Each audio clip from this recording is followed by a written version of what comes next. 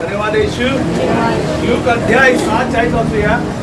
शिष्य जो असतो तो गुरुपेक्षा श्रेष्ठ नसतो. ओके, पूर्ण झालेला परिपूर्ण झालेला व्यक्ती आपला शिष्य गुरु सारखा होईल. Hallelujah. Be like your master. Hallelujah. याचा अर्थ काय? येशू मसीह काय सांगतोय? बी लाईक युअर मास्टर म्हणजे तुमचा जो लीडर आहे या ज्याच्या बरोबर तुम्ही जो व्यक्ती आहे त्याच्यासारखा बना. Hallelujah. Be like your master. शाळेमध्ये माहिती आहे ना, सर लोक असतात शिकवतात. माहिती आहे किती लोकांना माहिती आहे? सर आपण असतात का शिकलेले असतात? सगळ्या विद्यार्थ्यांना शिकवतात, बरोबर आहे ना?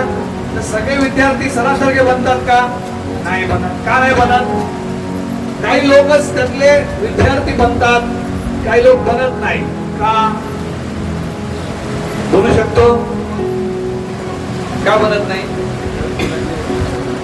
कारण त्यांचं लक्ष त्यांच्या शिकवतात त्याच्यावर नसतं, पण जगी गोष्टावर जास्त असतं. आमच्या मुलं शाळेमध्ये फक्त ऐकायचे आणि जगामध्ये आम्ही जास्त मित्रांवर असून खेळणं वगैरे करून जे सरांनी शिकवलं ते डोक्यातनं बाहेर.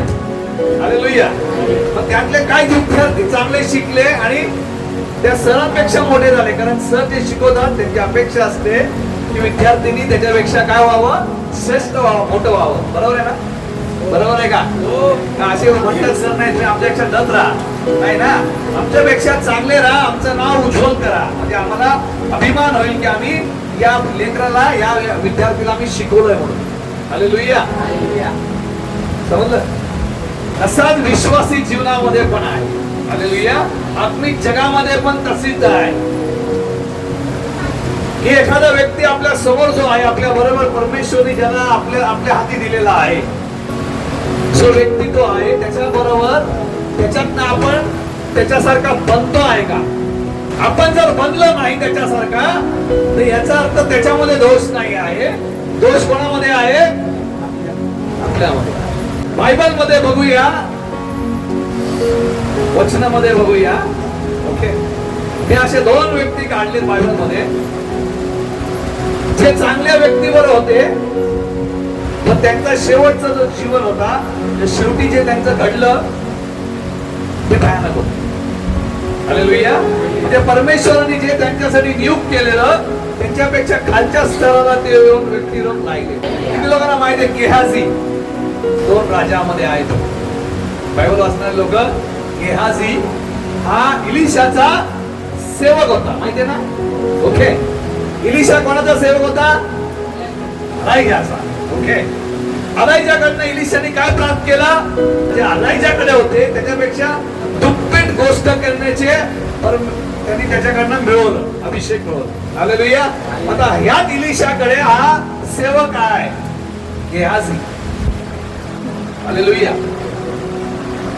आता हा इलिशा सारखा का नाही झाला? इलिशा सारखा झालाच नाही तो. त्याच्यावर राहत होता, त्याच्याबरोबर जेवायचा, त्याच्याबरोबर संगतीत राहायचा, पण त्याच्यासारखा तो झालाच नाही. पण इलिशा अलायजाप्रमाणे झाला. कारण बघूया. हालेलुया. 2 राजा 5:1-14 वाचूया. नमन हा जो व्यक्ती होता, सिरियन देशाचा कमांडर होता, जो युद्ध करणारा नमन म्हणून होता. त्याला कोड होतो. ओके, हा कोडी व्यक्ती हा इस्रायल देशामध्ये येतो. त्याला असं वाटतं, त्याला असं एक व्यक्ती ज्यांनी म्हणजे ते म्हणतात गुलाम मध्ये एक स्त्री असते, एक मुलगी असते, ही सांगते की हा व्यक्ती जर तिथे गेला तर तो याचा कोड बरा करेल. म्हणून तो नमन तिकडनं सर्व काही खजाना बिजाना घेऊन इस्रायल मध्ये येतो, राजाकडे भेटायला जातो. तेव्हा इलिशा त्याला निरोप पाठवतो. हालेलुया. तो इलिशाकडे येतो. इलिशा त्याला म्हणतो, जा जॉर्डन नदीमध्ये काय कर, 7 वेळा डुबकी लाव. 7 जे नदी आहे त्या नदीमध्ये काय कर, 7 वेळा डुबकी लावून ये, असा त्याला बोलतो. इथे बघतो आपण ते बरं झालंय. हालेलुया. आता ह्या सगळे घटना घडताना त्याचा एक सेवक त्याच्या बरोबर गेहाजी. हालेलुया. गेहाजी सगळं बघतो आहे, सगळं अनुभव करतो आहे. 15-19 वाचूया. तो नमन काय करतोय बघूया. तो जो जेव्हा बरा झाला तो काय करतो आता? तो बरा होतो तेव्हा तो काय करतो, इलिशाला धन दौलत द्यायला येतो तो. हालेलुया. ज्या जीवित परमेश्वरवरती समोर उभा राहतो त्याची शपथ घेऊन सांगतो, मी आपली एक सुद्धा गोष्ट घेणार नाही. हालेलुया.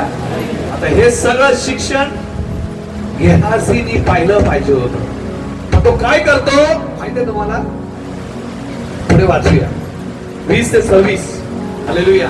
हा गेहाजी जातो आणि जे इलिशाला अर्पण करणार होता, घेणार होता भेट, हा घेऊन येतो अर्धे त्यातले. हालेलुया. म्हणजे हा जो सेवक होता याचं लक्ष काय होतं, इलिशा जे शिकवत होता त्याच्यावर नव्हतं. हालेलुया. याचं फक्त एकच लक्ष होतं, जगाच्या गोष्टीवर लक्ष होतं. हालेलुया.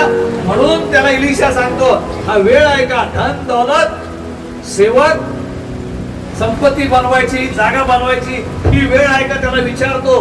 कारण इलिशाला माहित होता की हा व्यक्ती जो आहे त्यासाठीच माझ्या मागे येतो आहे. हालेलुया. इलिशा सारखा बनायला नाही. या व्यक्तीला वाटतं जग मला, जगातली सर्व गोष्ट मला भेटली पाहिजे. हा व्यक्ती काय शिकला,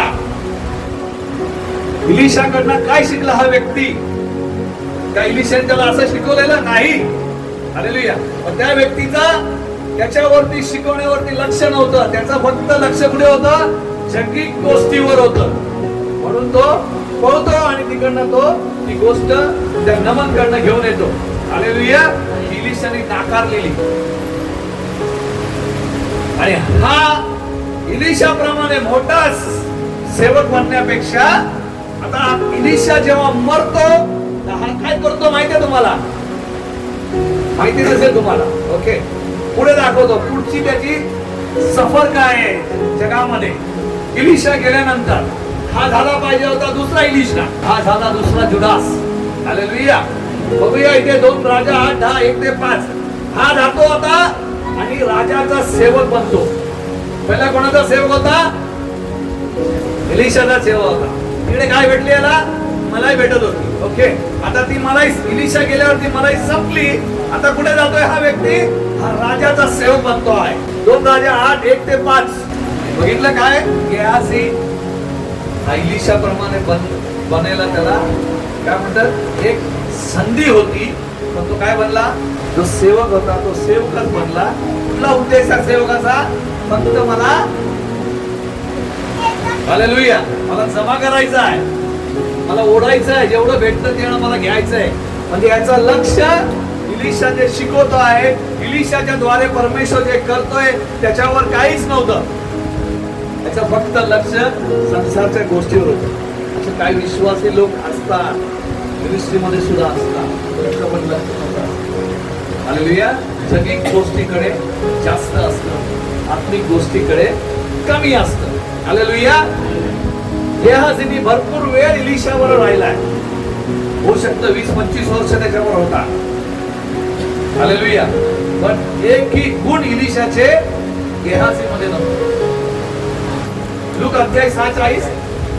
सर्व शिष्याची इच्छा असते की त्यांनी परिपूर्ण होऊन गुरु सारखं बनावं. या गेहाजीची इच्छा होती, मी परिपूर्ण नाही बनलो पाहिजे, मी इलिशा सारखा नाही बनलो पाहिजे.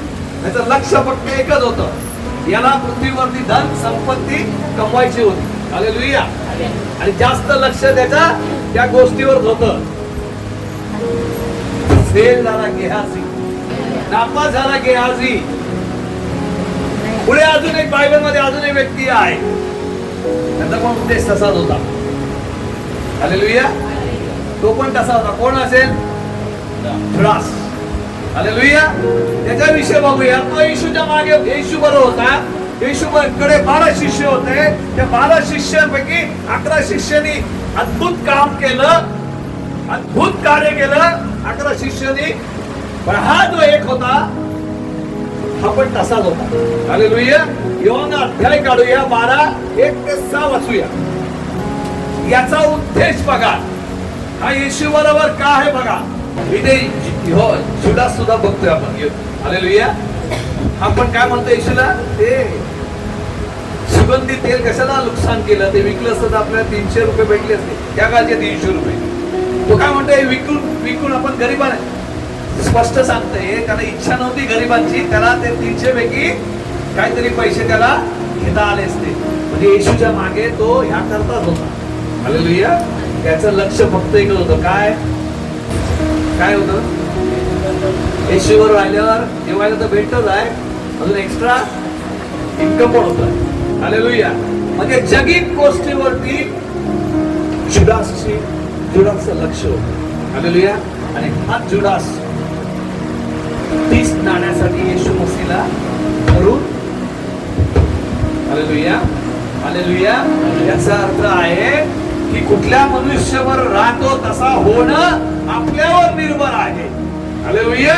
या दोघांच्या व्यक्तीमध्ये चांगला लीडर होता, चांगला पास्टर होता, चांगला शिक्षण देणारा होता, चांगला काउन्सिलिंग करायचा, तरीही व्यक्ती आपल्या जीवनामध्ये काय झाले, नापास झाले. हालेलुया. हे त्या स्तरावर नाही गेले जे स्तर परमेश्वराने 11 शिष्यांना ठेवलेला. जुडास गेला नाही. जो स्तर एलिजाने एलिशाला ठेवला त्याच्यापेक्षा एलिशा जास्त गेला, पण गेहाजी गेला नाही, कारण त्याचं लक्ष जगिक गोष्टीवर होतं. हालेलुया. जो व्यक्ती जगिक गोष्टीवर ठेवतो तो कधीच आत्मिक उन्नतीच्या मार्गावर जाणार नाही, म्हणजे नाही. बायबल स्पष्ट सांगत आहे. हालेलुया. जोपर्यंत आपण परमेश्वराचं वचन जे आहे ते वचन ऐकत नाही, त्या वचनाप्रमाणे आपण राहत नाही, तोपर्यंत समजायचं आपण जगिक गोष्टीकडे जास्त लक्ष ठेवणार आहे. हालेलुया. ही लोक तशीच होते. याला हे माहिती नव्हतं येशूने लाजरूला जीवन केलं, माहित आहे, सगळं माहित आहे, वचन ऐकतोय पण काही करत नाही. हालेलुया. त्याप्रमाणे आपलं जीवन तो बनवत नाही. त्याला फक्त लक्ष एकच आहे, येशू मसीह येतोय, त्याला घरी बोलवत आहेत लोक, जेवण देते, माझी सोय झाली. हालेलुया. काही लोक पैसे देतात, डॉक्युमेंट टाकतात, माझी सोय, त्यातले काहीतरी मी घेऊन जाईन, कारण डबा त्याच्याकडे असायचा. हालेलुया. गेहाजींनी जेव्हा एवढं सोनं बघितलं, चांदी बघितलं, त्याची नियतच खराब झाली. हालेलुया. बायबल तर वाचलं व्यवस्थित, 2 गोण्या चांदीचे शिक्के आणले उचलून त्याने. हालेलुया. त्यांनी कधी बघितलंच नव्हतं एवढं. त्याचे डोळे असे उघडले असतील, एवढं देतोय माझ्या धनीला आणि माझा धनी घेत नाही. जर यांनी घेतलं असतं ना तर मी आयुष्यभर त्याच्यावर मजा केली असती. कळलं ना, म्हणजे आयुष्य माझा पुढचं चांगलं गेलं असतं माझ्या आदिशामुळे. असं लक्ष, जर आपण जगिक गोष्टीवर असं लक्ष ठेवलं, परमेश्वराने जर आपल्या समोर एक चांगला व्यक्ती उद्देशून ठेवलेला आहे, त्या व्यक्तीप्रमाणे बनायचा प्रयत्न करा. हालेलुया. पौलुस म्हणतो मी झगडतो आहे प्रत्येक वेळी येशू मसीह सारखं बनणं. हालेलुया. आपण काय झगडतो आहे, कशासाठी, काय बनायचं आपल्याला. एलिशाने निर्णय केला मी एलिजा सारखं बनणार, एलिजापेक्षा भारी झाला तो. Hallelujah hallelujah. पौलुसने निर्णय केला मी येशू सारखा बनणार, येशू सारखा बनला, येशू सारखं कार्य केलं. हालेलुया. पत्रसने विचार केला येशू सारखा मला बनायचं आहे, म्हणून तो सांगतो मी सर्व घरदार सोडून तुझ्या मागे आलो. हालेलुया.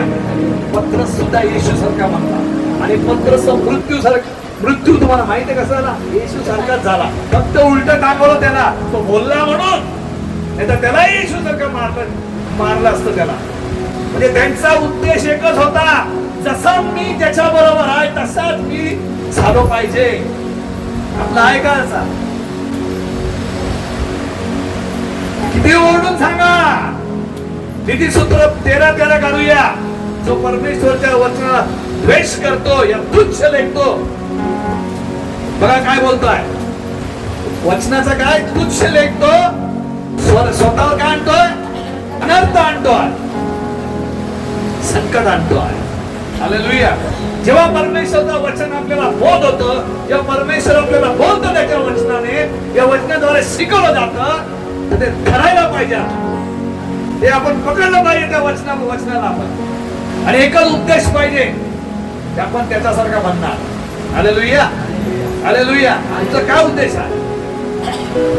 गेहाजी प्रमाणे आहे का पौलुस प्रमाणे आहे का एलिशा प्रमाणे आहे की मी एलिजा सारखा बनणार? तुमच्या समोर कोणी असू द्या मोठा व्यक्ती, त्याच्यासारखा बनायचं असेल तर सगळ्यात पहिलं जे वचन द्वारे शिकवलं जातं त्याचं आपल्या जीवनामध्ये बोध घेणं जरुरी आहे. हालेलुया. या काळात ऐकणं आणि या काळात सोडणं सोपं आहे.